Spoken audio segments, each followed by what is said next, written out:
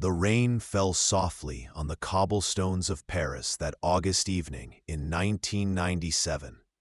Detective Marie Dubois pulled her coat tighter as she walked through the streets near the Ritz Hotel. She had no idea that in just a few hours, her life would change forever. Marie worked for a small private investigation firm. Her specialty was following wealthy tourists who might be having affairs. Tonight was supposed to be simple. Watch a certain Mercedes leave the hotel, take some photos, collect her fee. But sometimes the simplest jobs become the most dangerous. At 11:30 p.m., she positioned herself across from the hotel's back entrance. The street was quieter here, away from the main tourist areas. A few photographers lingered nearby, their cameras ready. They whispered among themselves about their target, the Princess of Wales. Marie had seen Diana before, of course. Everyone in Paris knew when she visited. But tonight felt different. The photographers seemed more aggressive, more desperate. Their usual playful banter was replaced by serious conversations and worried glances. "Something big is happening," one photographer muttered to another. "The palace is nervous, very nervous." Marie made a mental note. In her line of work, nervous royalty usually meant money. Big money. 3 days earlier, in a small cafe near Notre Dame, Marie had met with her contact, a man who called himself Henri. He was older, maybe 60, with careful eyes that seemed to see everything. "There's going to be an incident," Henri had told her, stirring his coffee slowly.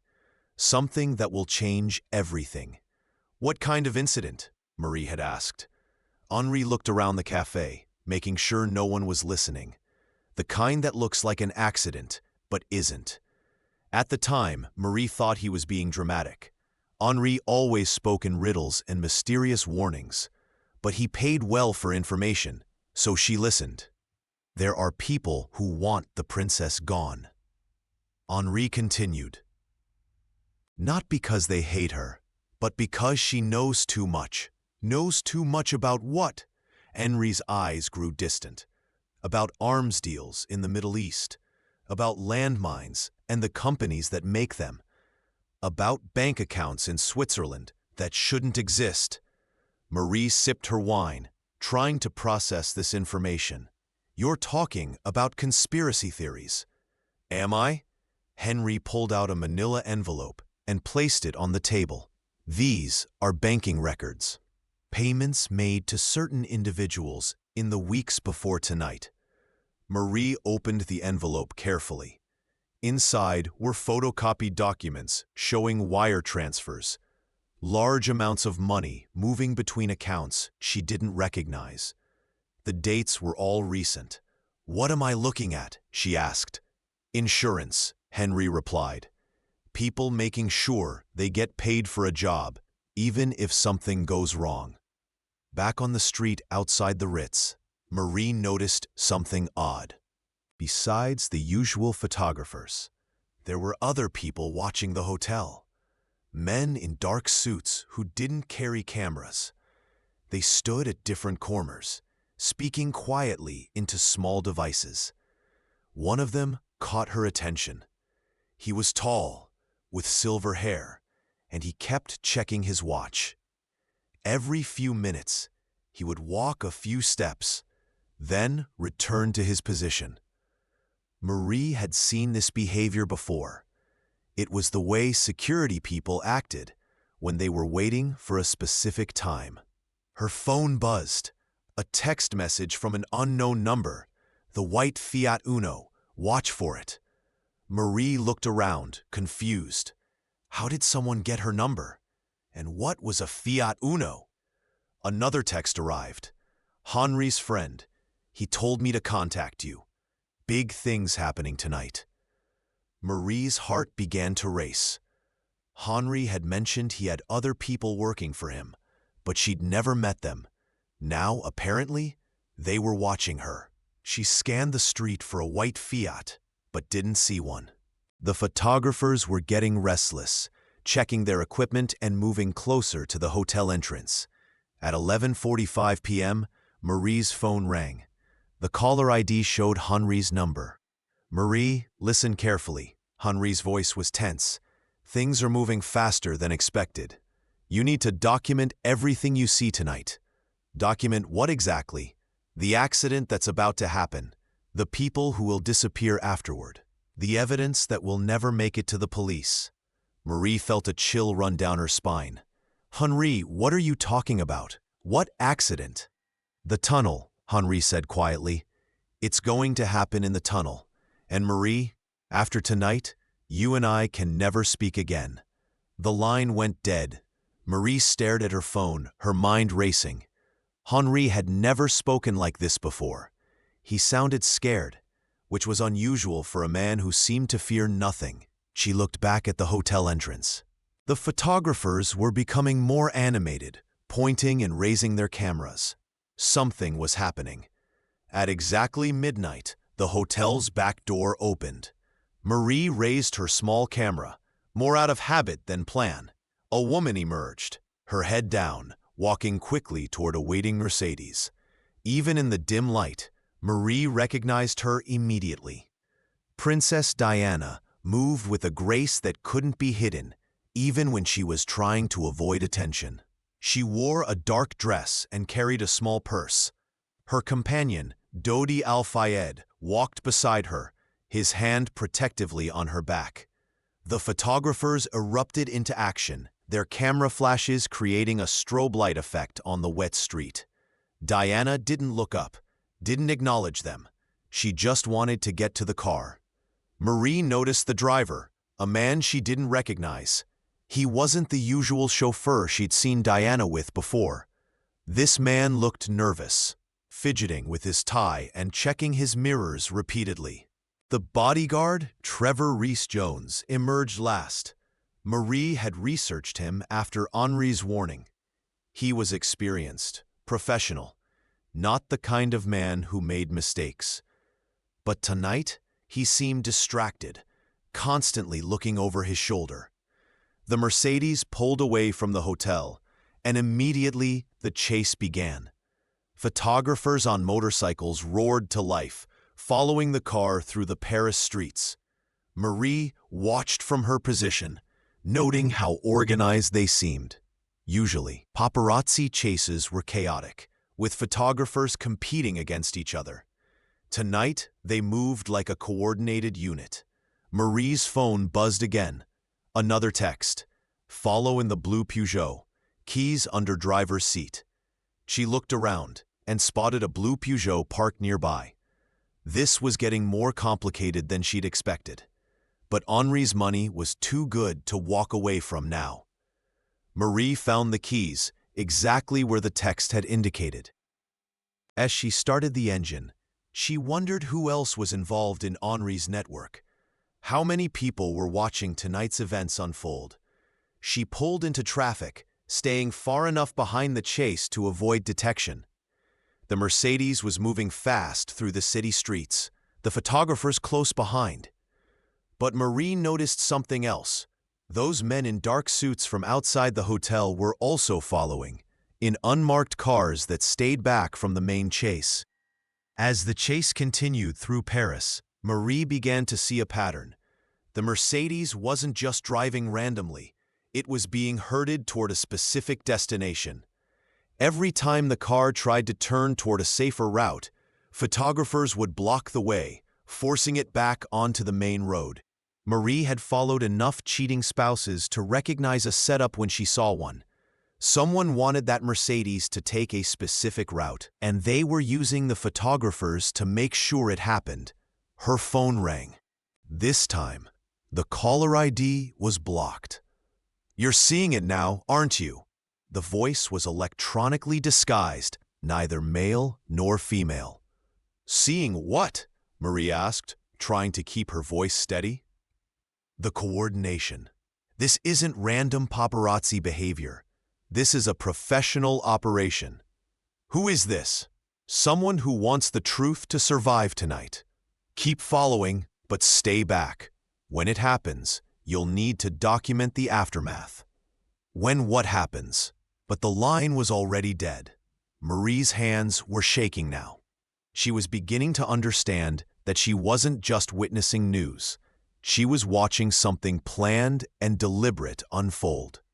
The chase had been going for several minutes when Marie saw the Mercedes approach the entrance to the Pont de l'Alma tunnel.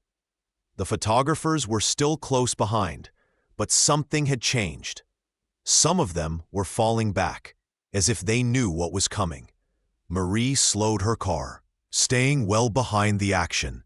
Through her rearview mirror, she could see more vehicles approaching, the unmarked car she'd noticed earlier.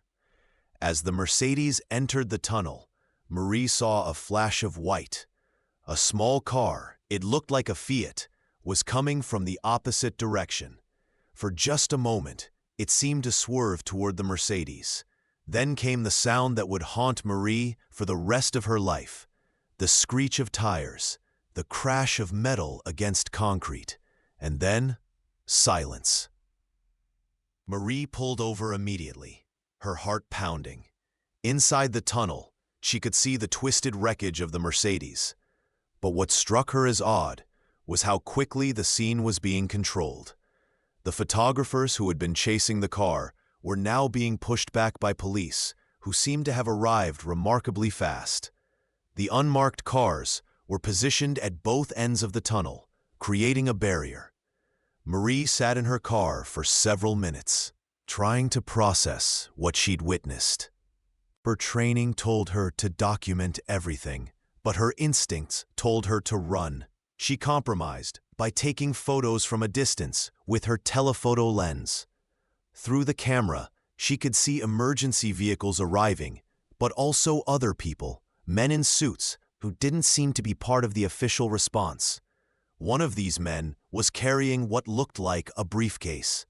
Another was speaking into a satellite phone, the kind used for international calls that couldn't be intercepted easily.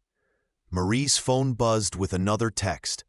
"Get the photos and leave now. Do not go to the police. Do not go home. Henry will contact you tomorrow." As she started to drive away, Marie saw something that made her blood run cold. The white Fiat that had been in the tunnel was now parked on a side street, and two men were wiping it down with cloths. They worked quickly and efficiently, like professionals. When they finished, one of the men made a phone call. Within minutes, a truck arrived and loaded the Fiat onto its bed. The car that might have caused the crash was being taken away before the investigation had even begun. Marie drove through the Paris streets for an hour, making sure she wasn't being followed. Finally, she stopped at a small hotel in a quiet neighborhood and checked in under a false name. Something Henri had taught her to do when working sensitive cases. In her room, she developed the photos she'd taken. The images were grainy due to the distance and low light, but they clearly showed the men around the white Fiat and the unusual organization of the tunnel scene. As she studied the photos, Marie began to piece together what she'd witnessed. This wasn't a random paparazzi chase gone wrong. It was an orchestrated event, planned down to the smallest detail. Her phone rang at 3 a.m. Henri's voice was barely a whisper. "Marie, are you safe?" "I think so." "Henry, what did I just witness?" "History being rewritten," he replied. "How much did you document?" Marie told him about the photos, the white Fiat, and the coordinated response. Henry was quiet for a long time. "You've seen too much," he finally said. "Tomorrow, you need to disappear for a while. I've arranged a place for you outside the city." "Henry, who's behind this?" "People with more power than you can imagine. People who see princesses as problems to be solved, not people to be protected." The next morning, Marie took a train to a small town in the French countryside. Henry had given her an address, a cottage owned by an elderly woman named Isabel, who asked no questions and accepted payment in cash. For 3 days, Marie watched the news coverage of Diana's death. The official story was already being established. A tragic accident caused by paparazzi and a drunk driver. But Marie knew what she'd seen, and it didn't match what was being reported. On the fourth day, Isabel knocked on her door. "You have a visitor," she said simply. The visitor was a woman about Marie's age, with short, dark hair and intelligent eyes. She introduced herself as Sarah. "I worked with Henri," Sarah explained. "He told me you have something important." Marie showed Sarah the photographs. Sarah studied them carefully, occasionally asking questions about timing and locations. "These confirm what we suspected," Sarah said finally. "This wasn't an accident. It was an assassination made to look like an accident." "Who wanted Diana dead?" Marie asked. Sarah sat back in her chair, choosing her words carefully. Diana had become a problem for certain interests. Her campaign against landmines was threatening arms dealers who made billions from conflict. Her relationship with Dodi was creating political complications in the Middle East. And she knew things about banking, about weapons sales, about connections between governments and private military companies. Over the next several days, Sarah shared more information with Marie. She showed her documents that painted a picture of a vast network of interests who saw Diana as a threat. The landmine campaign was just the beginning, Sarah explained. Diana was planning to expose the entire arms trade network. She had names, dates, bank account numbers. People were going to prison. Companies were going to collapse. Sarah pulled out a folder filled with photocopied documents. These are just samples of what Diana had collected. Arms sales to countries under embargo, bribes to government officials, contracts for weapons that were never delivered but still paid for. Marie looked through the documents, trying to understand their significance. How did Diana get access to this information? Through Dodi's father, Mohammed Al-Fayed. His business empire gave him connections throughout the Middle East and Europe. When Diana began her humanitarian work, she started seeing patterns. The same companies profiting from conflicts they were supposed to be preventing. Sarah showed Marie bank records indicating large payments made to various individuals in the weeks before Diana's death. These are what Henri showed you before. Payment for services rendered. One document particularly caught Marie's attention. A dossier on Henri Paul, the driver of the Mercedes that night.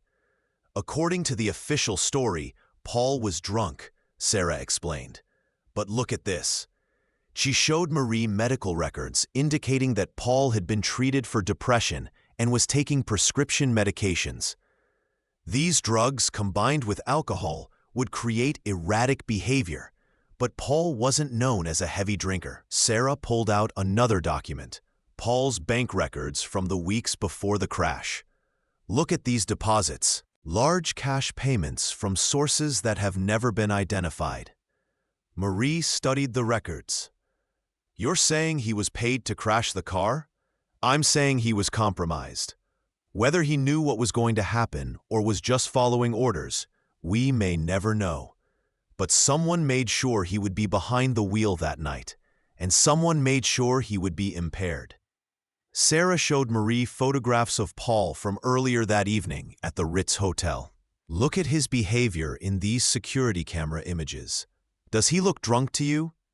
In the photos, Paul appeared alert and professional. He was walking straight, interacting normally with hotel staff, showing no signs of intoxication. The blood samples that showed he was drunk were taken hours after the crash. Sarah continued. Plenty of time for evidence to be manufactured. What about the other people who saw what happened? Marie asked. Sarah's expression grew grim. That's where the story gets even more disturbing.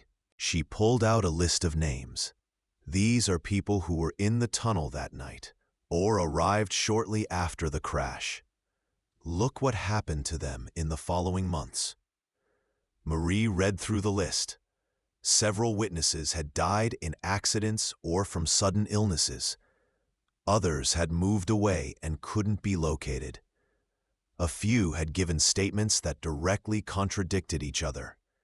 This witness, Sarah pointed to a name, claimed he saw a white Fiat swerve into the Mercedes just before the crash. He gave a detailed statement to police. 3 weeks later, he died in a motorcycle accident. What about the photographers who were chasing Diana? Most of them were held by police for hours that night. By the time they were released, their film had been confiscated. The few photos that were eventually released showed nothing useful, just the aftermath. Sarah showed Marie police reports from that night. Look at the timing. Emergency services were called at 12:25 a.m. But look at these witness statements. Several people report seeing ambulances and police cars in the area before the crash even happened. This detail particularly intrigued Marie. What do you mean emergency services were there before the crash? Sarah spread out more documents on the table. Several witnesses reported seeing ambulances parked near the tunnel entrance before midnight. When asked about this later, they all changed their stories or couldn't be located. She showed Marie hospital records from that night. Diana was alive when she was pulled from the wreckage. The official timeline says she died at 4 a.m. in the hospital. But look at these medical reports. Marie studied the documents. They showed that Diana had suffered internal injuries, but was conscious and speaking when she arrived at the hospital. The surgeon who treated her, Sarah continued, was not the usual head of emergency surgery. He was brought in specifically for this case. After Diana's death, he took early retirement and moved to South America. Sarah pulled out another file. These are the original paramedic reports from the scene. They show that Diana's injuries, while serious, were not immediately life-threatening. She should have survived. What are you suggesting? I'm suggesting that Diana's death didn't happen in the tunnel. It happened in the hospital, and it wasn't from her crash injuries. Marie felt sick as she began to understand the implications of what Sarah was telling her. You're saying she was murdered in the hospital? I'm saying the evidence points to that conclusion. Look at the autopsy report. Sarah showed Marie the official autopsy documents. The cause of death is listed as internal bleeding from chest injuries. But look at these additional findings. Marie read through the technical medical language, trying to understand what she was seeing. There are signs of injection marks, Sarah explained. Small puncture wounds that weren't caused by the crash, and toxicology results that don't match someone who was in a car accident. Sarah pointed to specific sections of the report. Diana's blood showed traces of carbon monoxide, unusual for someone who was extracted from a wreck quickly. It also showed unusual levels of certain chemicals that could be used to thin blood and prevent clotting. Could these have come from medical treatment? Not in these combinations or quantities, and not when the medical staff claimed they were trying to save her life. Marie was beginning to feel overwhelmed by the scope of what Sarah was revealing. If all this is true, how has it been covered up for so long? Sarah stood up and walked to the window, looking out at the quiet countryside. Because the people involved have unlimited resources and no moral boundaries. Think about who benefited from Diana's death. She turned back to Marie. Diana was planning to remarry. If she had married Dodi, she would have become step-grandmother to a Muslim family's children. The future King of England would have had Muslim step-uncles and step-aunts. Sarah pulled out newspaper clippings from the weeks before Diana's death. Look at these headlines. The establishment was already nervous about Diana's relationship with Dodi. There were discussions about whether her royal protection could continue if she married him. But surely the royal family wouldn't. The royal family is a symbol, Sarah interrupted. But behind that symbol is an institution worth billions of pounds, with connections to governments, militaries, and corporations around the world. When that institution is threatened, it protects itself. Sarah showed Marie documents outlining the royal family's financial interests. The monarchy isn't just ceremonial. It's the center of a web of investments, property holdings, and business relationships that span the globe. It wasn't just British interests involved, Sarah continued. Diana's anti-landmine campaign was threatening American defense contractors as well. She showed Marie documents detailing weapon sales between American companies and various conflict zones. Diana had evidence of illegal arms sales, violations of international embargoes, and payments to terrorist groups. If she had gone public with what she knew, it would have brought down politicians and CEOs on both sides of the Atlantic. Sarah pulled out a folder marked CIA Diana. Marie's eyes widened. The American intelligence community was monitoring Diana's activities closely, Sarah explained. They were particularly concerned about her connections in the Middle East and her access to information about arms sales. The documents showed surveillance reports detailing Diana's meetings, phone calls, and travel plans in the months before her death. "Look at this," Sarah pointed to a specific report. 3 weeks before the crash, American intelligence assets were deployed to Paris. Their mission was listed as monitoring potential security threats to Allied interests. Marie studied the document. "You're saying the Americans were involved in planning Diana's death?" "I'm saying they knew something was going to happen and they chose not to prevent it." Sarah showed Marie documents related to the official investigations into Diana's death. There were supposed to be comprehensive investigations by both French and British authorities. Look at what actually happened. The files showed that key evidence was either lost, destroyed, or classified as state secrets. Witnesses were not interviewed, or their statements were not included in final reports. The French investigation concluded it was an accident caused by paparazzi and a drunk driver, Sarah explained. But they never adequately explained the white Fiat, never identified all the photographers present that night, and never investigated the unusual emergency response. She showed Marie the British investigation files. The British inquiry was even more limited. It focused almost entirely on conspiracy theories about the royal family, which were easy to debunk, rather than examining the evidence of a professional assassination. What about Mohammed Al-Fayed? Didn't he push for a real investigation? Al-Fayed knew his son had been murdered along with Diana, but he focused on the wrong suspects. He blamed the royal family and British intelligence, which made him look like a grieving father spinning conspiracy theories.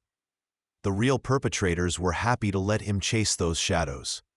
Over the years, Sarah continued, several people have tried to expose what really happened that night. Look what happened to them. She showed Marie a list of journalists, investigators, and former intelligence operatives who had researched Diana's death. Many had died in accidents. Others had been discredited or had their careers destroyed.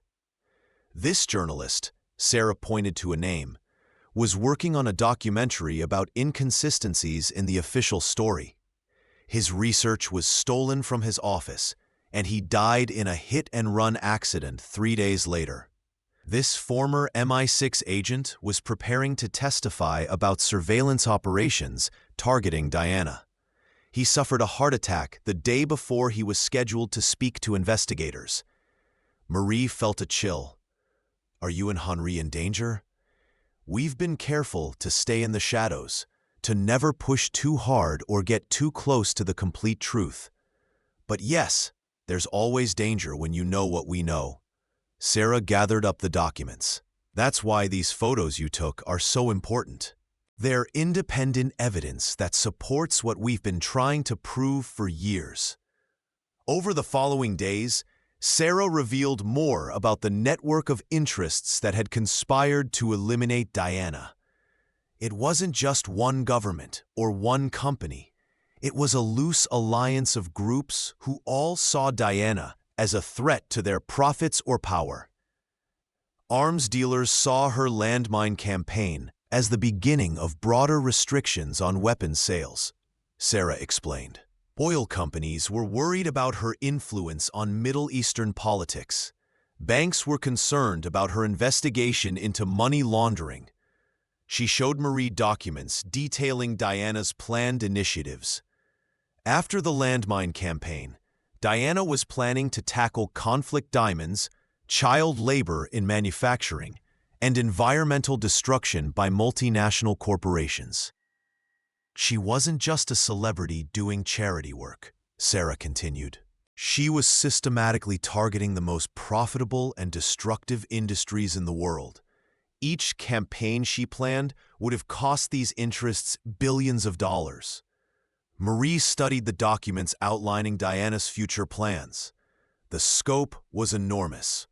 Investigations into corporate corruption that would have reached into every major capital in the world.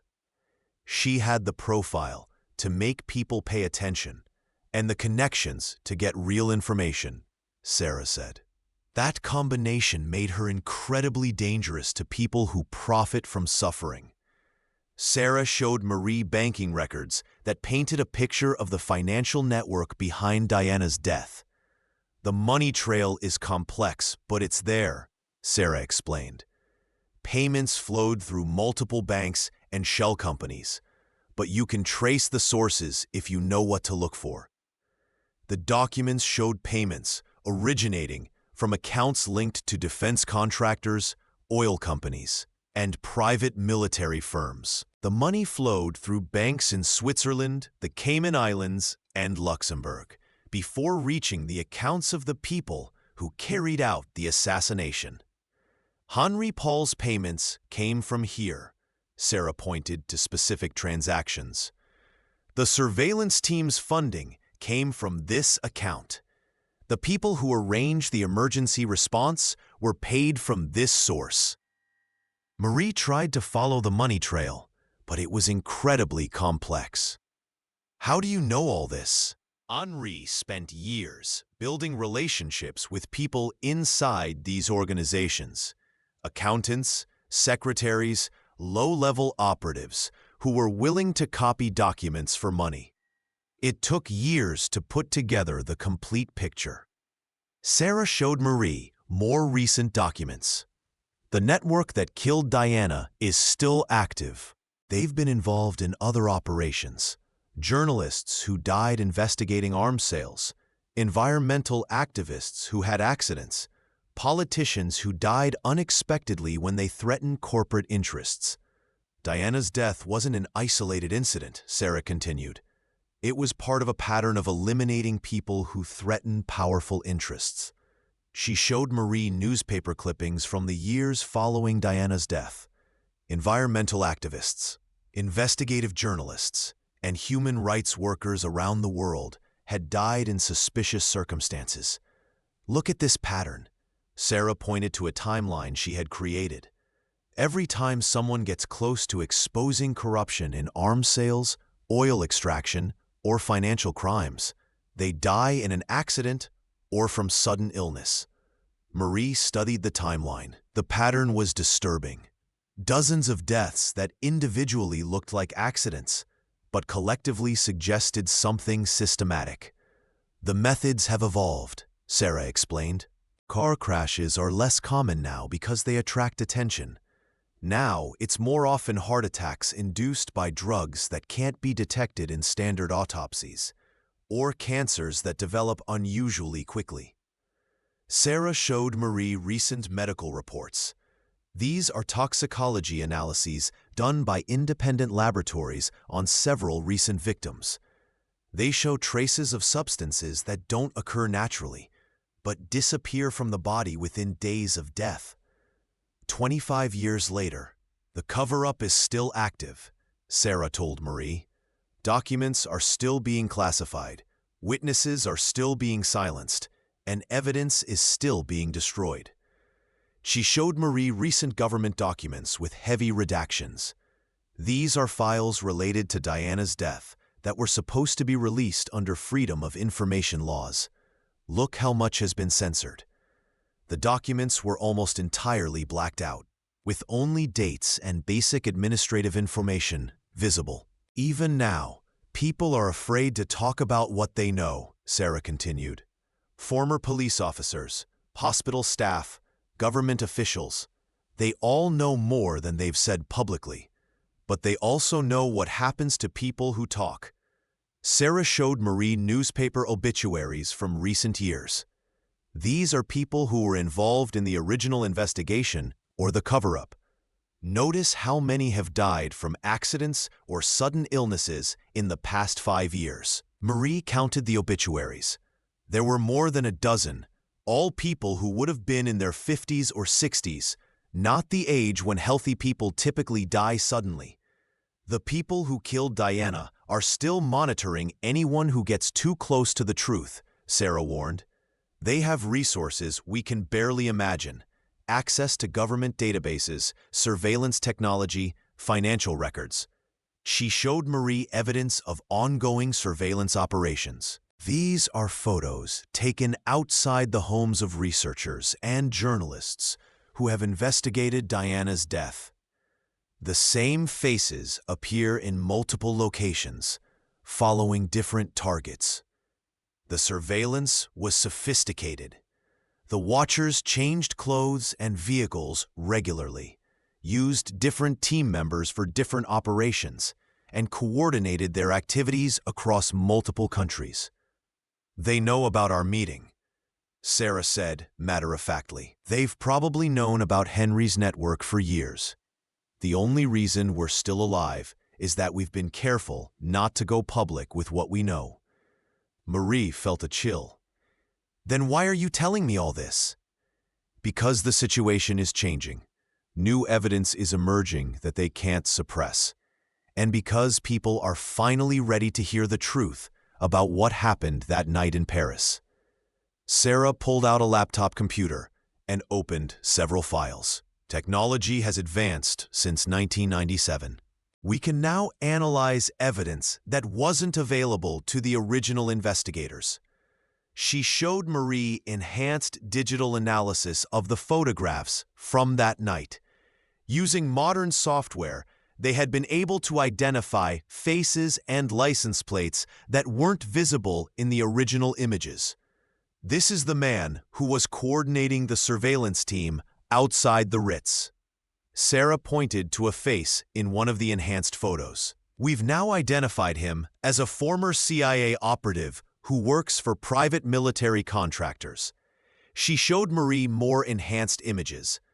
This license plate belongs to a car registered to a shell company owned by a defense contractor. This face matches a known MI6 operative who was supposedly retired in 1997. The enhanced analysis revealed a level of coordination and professional involvement that went far beyond what the original investigations had uncovered. We've also been able to reanalyze the medical evidence using modern forensic techniques, Sarah continued. She showed Marie new toxicology reports based on preserved blood samples from Diana's autopsy. These tests weren't available in 1997, but they can now detect substances that would have been invisible to earlier analysis. The reports showed traces of exotic chemicals, drugs used by intelligence services to induce heart attacks and internal bleeding that would be difficult to distinguish from trauma injuries. Diana didn't die from the car crash, Sarah said definitively. She died from a combination of drugs administered after she arrived at the hospital. The crash was meant to provide cover for the assassination. Sarah showed Marie medical records indicating that Diana had been conscious and communicating when she arrived at the hospital. The official story says she died from internal bleeding, but these enhanced analyses show she was systematically poisoned while supposedly receiving medical treatment. Modern computer forensics have also revealed evidence that wasn't available in 1997, Sarah explained, showing Marie detailed analyses of electronic communications from that night. Cell phone records, satellite communications, and encrypted radio transmissions all show unusual activity in Paris that night, she said.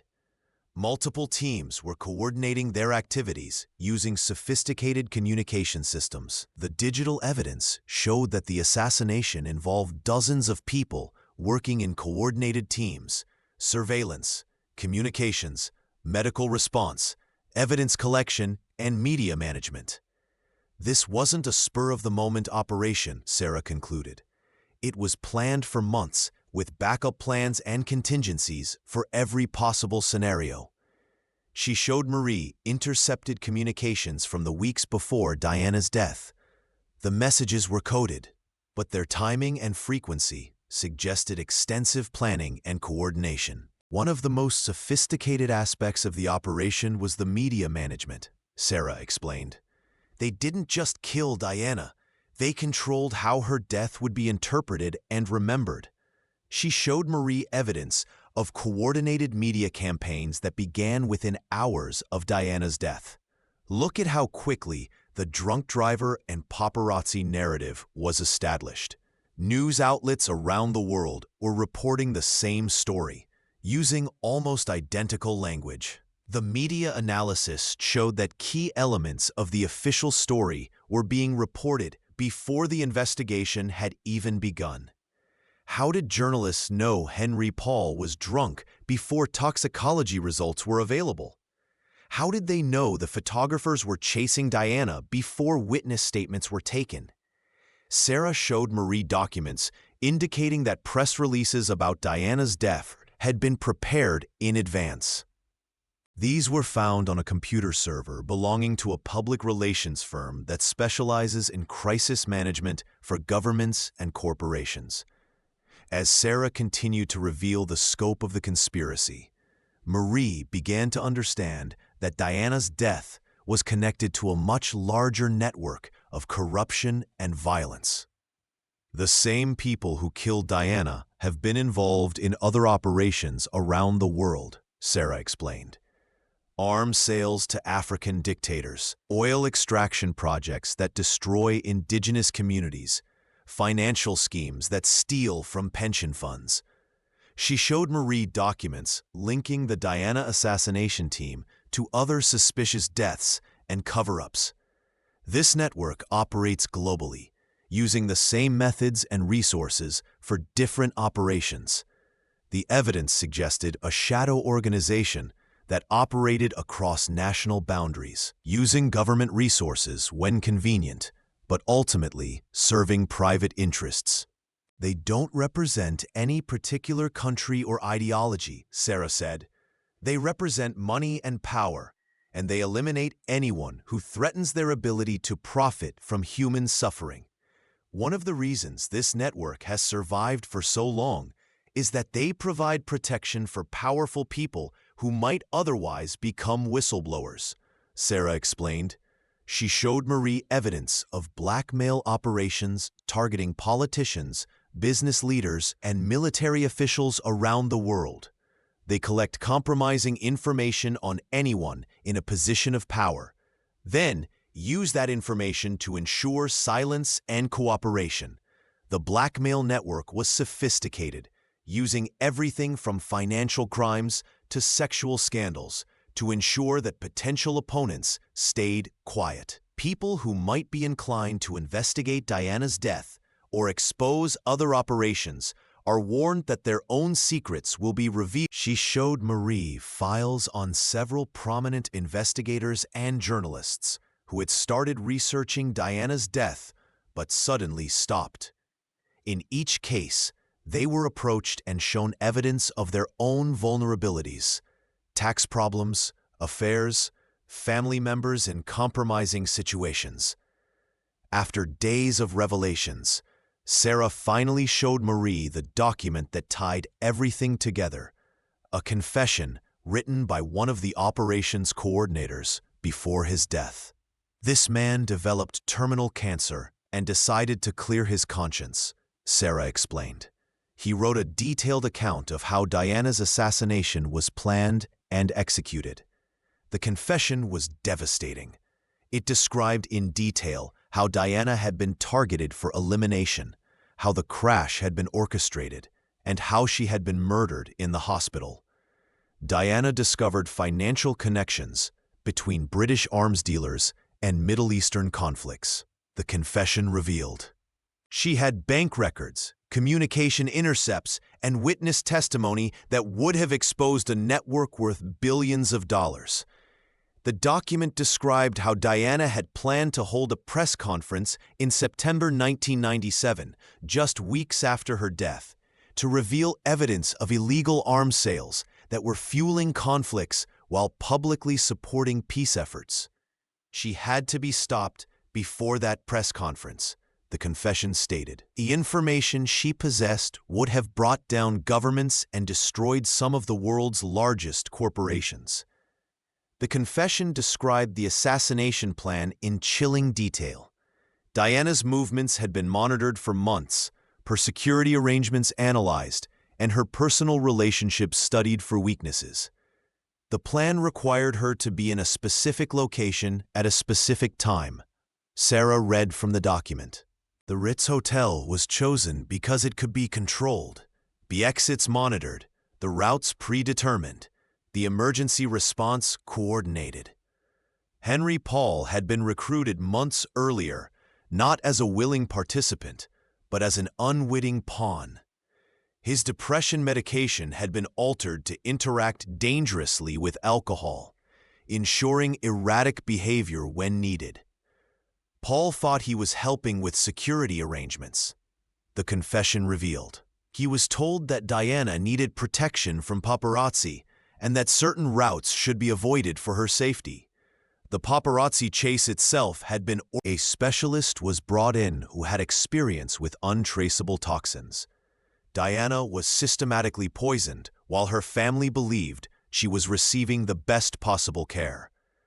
The confession described how Diana had been conscious and asking about Dodi when she first arrived at the hospital. She had even asked nurses to contact her sons. She lived for almost 4 hours after the crash, the document revealed. She could have survived if she had received proper medical care. Instead, she was murdered by people she trusted to save her life. The toxins used were sophisticated. They mimicked the effects of internal bleeding while actually causing organ failure that couldn't be reversed. The confession also detailed the extensive network created to cover up the assassination. It involved not just the direct participants, but hundreds of people in supporting roles. Witnesses were identified and either bought off or eliminated. Sarah continued reading. Evidence was collected and destroyed. Official reports were written before investigations were completed. The cover-up involved corrupted officials in multiple countries, media executives who controlled the narrative, and financial institutions that laundered the money used to pay for the operation. The cover-up was more expensive than the assassination itself, the confession noted. Maintaining silence required ongoing payments and constant monitoring of potential threats. Even years later, the network continued to operate, eliminating anyone who got too close to the truth and discrediting researchers who asked inconvenient questions. Along with the confession, the dying operative had provided physical evidence, documents, photographs, and recorded conversations that corroborated his story. These are recordings of planning meetings. Sarah showed Marie digital audio files. The voices include government officials, corporate executives, and intelligence operatives from multiple countries. The recordings were damning. They discussed Diana not as a person, but as a problem to be resolved. They analyzed her psychological profile, her relationships, and her planned activities with the cold efficiency of military planners. Listen to this section. Sarah played a particularly chilling excerpt. A voice discussed how Diana's death should look like an accident but be traumatic enough to discourage others from following her example. The recordings also revealed the financial arrangements, millions of dollars distributed through various accounts to pay for the operation and ensure ongoing silence. The same network that killed Diana is still operating, Sarah warned Marie. They've evolved, become more sophisticated, but their methods and motives remain the same. She showed Marie evidence of recent operations, environmental activists who died in suspicious accidents, journalists who suffered sudden heart attacks while investigating corporate corruption, and politicians who died unexpectedly after threatening powerful interests. The technology has changed, but the pattern is identical, Sarah explained. Anyone who threatens the profits of arms dealers, oil companies, or financial institutions faces the same fate as Diana. The modern operations were even more sophisticated, using medical techniques that left no traces and surveillance technology that could monitor targets anywhere in the world. They've learned from Diana's case, Sarah said. Now they eliminate threats before they become as visible and influential as she was. Sarah showed Marie how modern technology had revealed evidence that wasn't available to the original investigators. Enhanced analysis of photographs, digital reconstruction of the crash scene, and forensic examination of vehicle components had all provided new insights. This is a computer simulation of the crash based on all available evidence. Sarah showed Marie a detailed animation. It shows that the official explanation is physically impossible. The simulation demonstrated that the Mercedes couldn't have crashed in the way described in official reports. The damage patterns, the final position of the vehicle, and the injury sustained by the occupants all contradicted the accepted narrative. The white Fiat made contact with the Mercedes twice, the simulation revealed.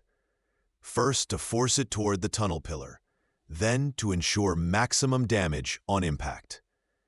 Enhanced analysis of paint samples from both vehicles confirmed that the contact had been deliberate and coordinated, not accidental as claimed in official reports. The investigation had revealed that Diana's assassination involved intelligence services and corporations from multiple countries working together. This wasn't just a British operation or just an American operation, Sarah explained. It was a coordinated effort involving assets from several nations who all had reasons to want Diana eliminated. Documents showed communications between British MI6, American CIA, French intelligence services, and private security companies in the weeks before Diana's death. They were all sharing information and coordinating their activities, Sarah said. Diana was being monitored by multiple agencies simultaneously. The international cooperation extended to the cover-up as well.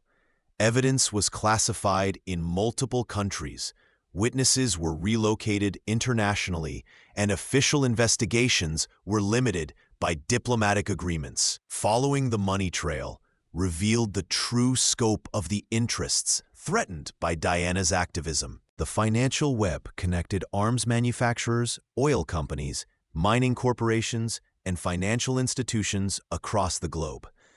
Diana's landmine campaign was just the beginning, Sarah explained. She was planning to expose the entire network of companies that profit from human suffering.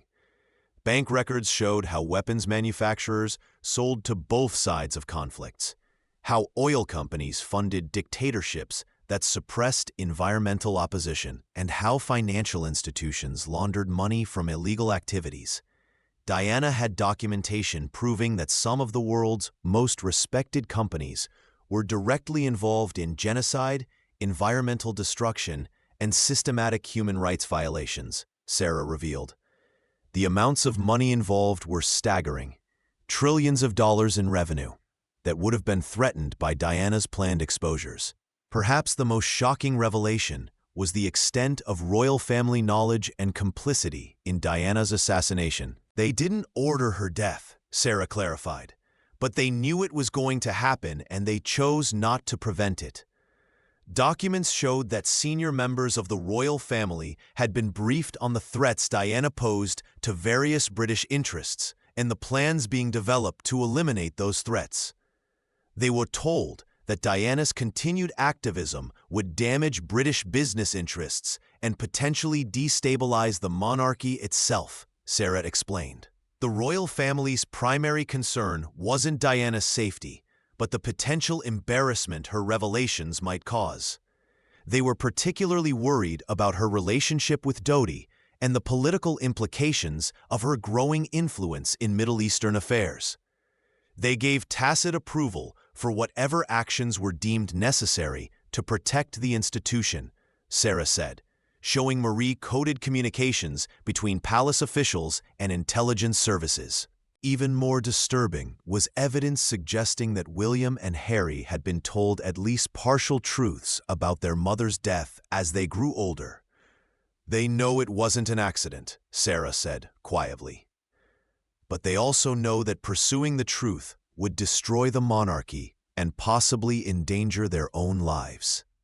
Documents showed that both princes had been briefed by intelligence services about ongoing threats and the need to maintain official narratives about their mother's death.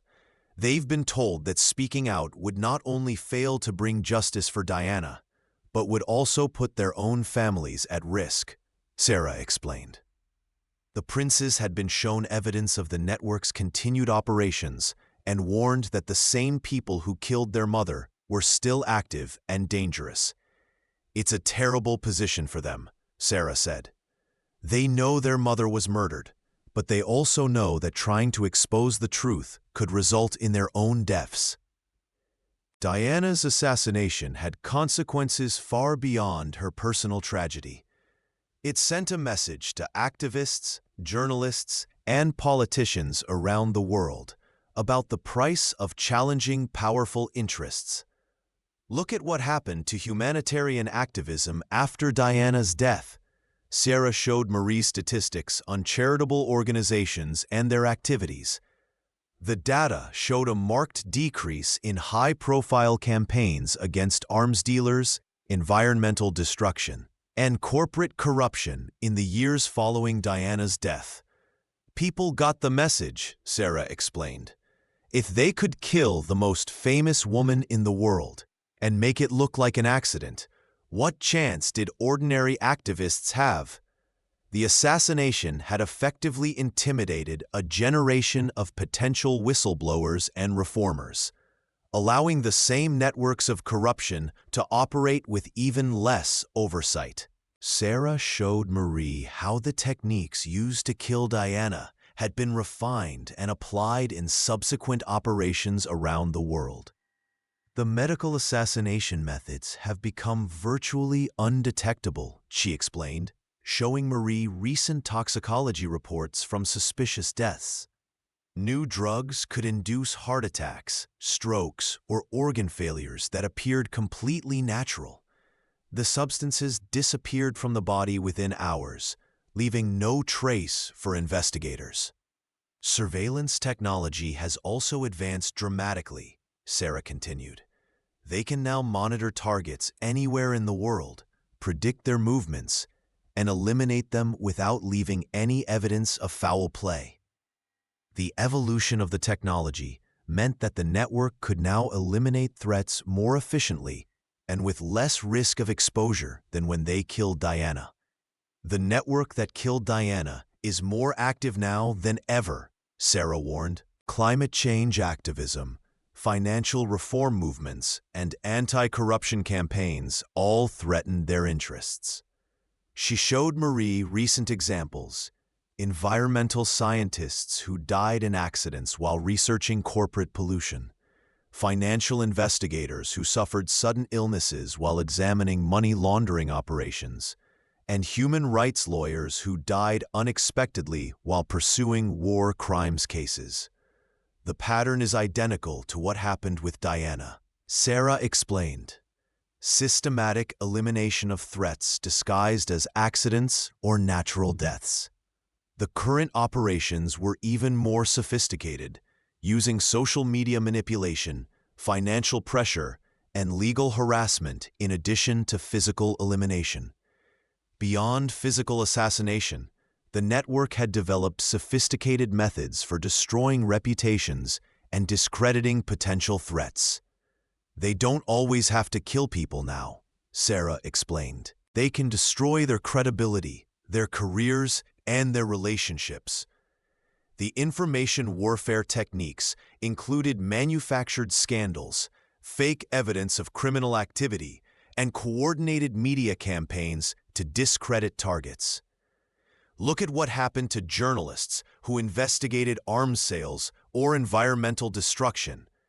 Sarah showed Marie case studies of reporters whose careers had been destroyed by sudden scandals or false accusations. The reputation destruction was often more effective than assassination because it eliminated the threat while avoiding the risks associated with murder. Despite the dangers, some people continued to investigate and resist the network's operations. There are researchers, journalists, and activists around the world who know the truth about Diana and other operations, Sarah explained. We maintain loose contact with each other and share information when possible. The resistance network was necessarily secretive and fragmented, with individuals and small groups working independently to avoid detection. We can't organize openly or use normal communication channels, Sarah said, but we document evidence, support each other's research, and try to keep the truth alive. Some members of the resistance had connections within government agencies, corporate organizations, or intelligence services that allowed them to access internal information. Sarah warned Marie that the network's power and reach were still growing, making future exposure increasingly difficult. They're working to consolidate control over information systems, financial networks, and political institutions, she explained. Each year, it becomes harder to investigate their activities or expose their operations. The network was particularly focused on controlling digital information, manipulating search results, suppressing online discussions, and monitoring electronic communications. They're building a system where dissent becomes impossible, Sarah said. Not through obvious censorship, but through subtle manipulation of information and systematic elimination of threats. The long-term goal appeared to be creating a world where their interests could operate without any meaningful opposition or oversight. After days of revelations, Sarah prepared to give Marie copies of key documents and evidence. This information is dangerous, she warned. Possessing it puts you at risk, but it also gives you the power to expose the truth if circumstances allow. The evidence package included photographs, documents, audio recordings, and digital analyses that proved Diana's assassination and revealed the network behind it. Store this information securely and never access it from your home or regular computer, Sarah instructed. If you ever decide to go public with it, you'll need to take extraordinary precautions. Sarah also gave Marie contact information for other members of the resistance network, people who could provide support or additional evidence if needed. As their time together ended, Sarah shared the personal cost of knowing the truth about Diana's death. Living with this knowledge changes you, she said quietly. You see the world differently when you understand how easily powerful people can eliminate threats and manipulate public opinion. Sarah had lost friends, family relationships, and career opportunities because of her involvement in investigating Diana's death. People think you're crazy when you talk about conspiracies, she explained. Even when you have proof, most people prefer comfortable lies to uncomfortable truths. The isolation was one of the most difficult aspects of resistance work, knowing terrible truths that couldn't be shared with most people. Marie returned to Paris with the evidence package, faced with a decision about what to do with the information she now possessed. She understood the risks of going public.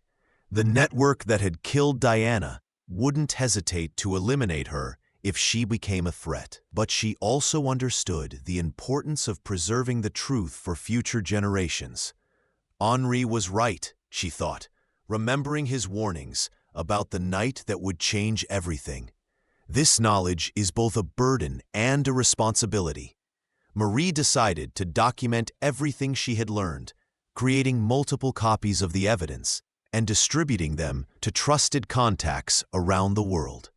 She also began researching current activities of the network, looking for patterns that might predict future operations or reveal new vulnerabilities. 26 years after Diana's death, the truth remained hidden from the public, protected by a web of lies, intimidation, and systematic elimination of threats. But the evidence continued to accumulate, technology continued to evolve, and new researchers continued to investigate despite the dangers. The truth has a way of surviving, Marie reflected, even when powerful people try to bury it. Somewhere in secure locations around the world, documents and evidence waited for the right moment or the right person to bring them into the light. The network that killed Diana continued to operate, but they couldn't eliminate every copy of the evidence or silence every person who knew the truth. Diana's true legacy wasn't just her humanitarian work or her impact on the royal family. It was the proof she provided that even the most powerful networks weren't invincible. She came closer than anyone before her to exposing the entire system, Marie realized. That's why they had to kill her, and that's why her death proved the system's existence. The very extremity of the measures taken to silence Diana revealed the scope and power of the interests she had threatened. Future investigators would build on her work, using her death as evidence of the network's capabilities and motivations. As Marie completed her documentation of the evidence, she understood that Diana's story was really the story of a much larger struggle between transparency and secrecy, between public interest and private profit. Diana wasn't killed because she was a princess, Marie concluded. She was killed because she was becoming a force for justice in a world controlled by people who profit from injustice. The network that eliminated her represented the ultimate corruption of power, the use of violence and deception to protect profits that came from human suffering. But Diana's death had also created something unintended, a body of evidence and a network of investigators dedicated to exposing the truth. The story wasn't over. Somewhere in the shadows, the investigation continued, and the truth waited for its moment to emerge.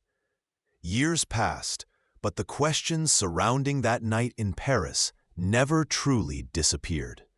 In quiet corners of the internet, in encrypted communications between researchers, in hidden archives around the world, the evidence waited.